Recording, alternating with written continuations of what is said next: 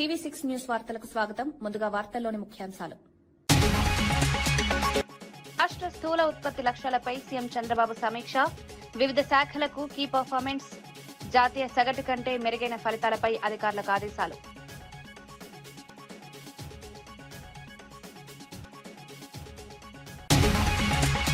Steel plant పై పవన్ వ్యాఖ్యలు తప్పుడు ప్రచారమన్న పేర్ని నాని. ప్రైవేటీకరణకు వ్యతిరేకంగా జగన్ స్పష్టమైన వైఖరి. స్టీల్ ప్లాంట్ పరిరక్షణ కోసం వైఎస్ఆర్సీపీ పోరాటం. వాస్తవాలను వక్రీకరించి ప్రజలను తప్పుదోవ పట్టించొద్దన్న మాజీ మంత్రి.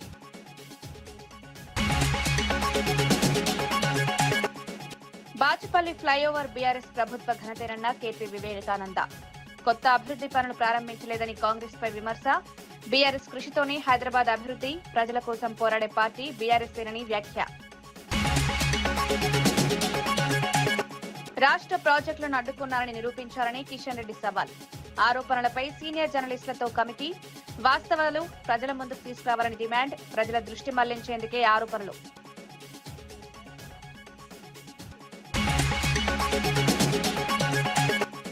మీనాక్షి నటరాజన్ నామినేషన్ తిరస్కరణపై పొన్నం ప్రభాకర్ ఆక్షేపణ.